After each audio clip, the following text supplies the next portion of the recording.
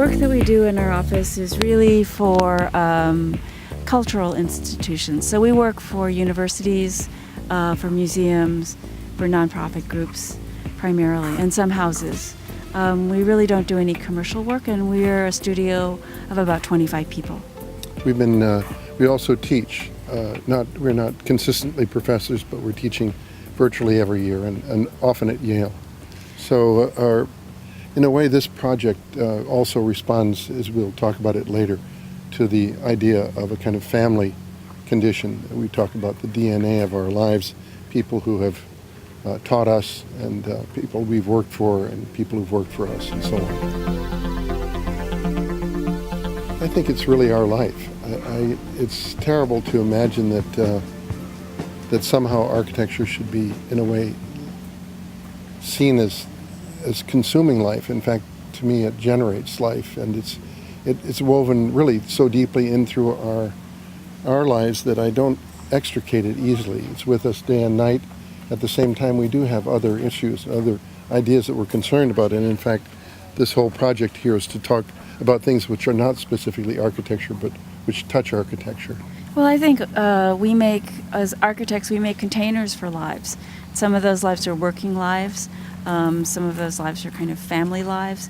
But I think what we want to do is we want to make these containers generous enough so that they can hold other people's lives, but in many ways personal enough so that we feel that they reflect, I guess, our own vision. So it's a combination, a collaboration really between what we imagine and how people choose to live and work inside what we make.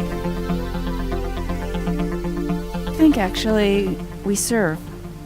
I think architecture is service in a very noble form.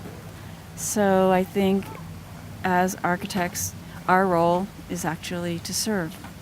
And I agree with that we really are given the gift of a piece of property or a challenge of a person's needs, and it's our privilege to do them and take them on and do so in a noble way, in a way that's also gives a quality of grace to their lives and to our life. So, as Billie said, that the idea with our work is, although this is a temporary installation, we want the sensation to be penetrating and deep and permanent, to actually permanently affect and make their lives better. The great thing that an education in architecture gives you is the ability to look at things and to see things. So what young architects should not miss is travel. I think you can never understand or never even judge or actually have a real opinion about a building through images. It's only by being there. So travel, I think, is tremendously important, however you can do it. And I also think that you need to look at art, and I think you need to read books. I think your world has to be big so you can bring all of the world back to your work. It can't only be about the study of architecture alone. I think Billie has said it perfectly. Architecture is a life, so you really are preparing yourself for the full life of an architect, and it goes from the moment you begin to realize that what you see has meaning and what you touch has meaning, and that you can affect people's lives. And so and other thing that must occur is it must always be done with a rigor.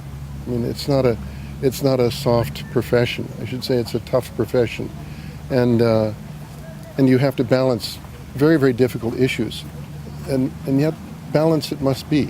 Above all, it must be a delicate balance, a fine balance that we're weaving between the costs of things and the needs of a person who's going to use the project, and the needs of the builder who's going to build it, and the architect ultimately is going to take responsibility for it.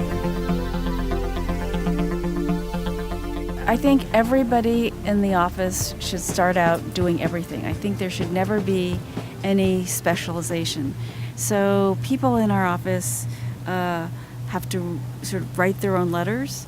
They have to, each person running a project needs to understand the billing. There's no specialization. There's nobody who's just sitting there doing window details. You have to know everything from start to finish. Everybody in our office has a a task, a household task that they have to perform. So everybody has their dish day where they have to wash the dishes. And that means you're fully integrated into the full life of the office. And so I think it's very important that there not be separate little areas where people put on blinders and just do one thing, that everyone should try to do everything, all the jobs inside an office. And one of the jobs is actually to contact clients and to talk with clients. And of course, as we do all of these things, so must they. We work in our studio without divisions. We don't have our own private office. We certainly have our own private desk, but exactly next to my desk, and part of it is another person's desk, and right behind me is yet another person. So I think it's also important to be able to expose your own frailties, vulnerabilities to everyone in the studio, and not to, in a way, wall yourself off and make yourself somehow special.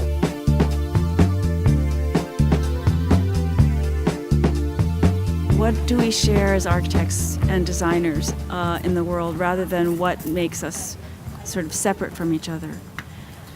So what we did is we asked 35 friends, colleagues, people who are architects, writers, curators, artists, to take a box that we sent to them and fill that box. And these are people who were my teachers, and people who I worked for, people who have worked for us, and even in fact our own son, our cabinet maker.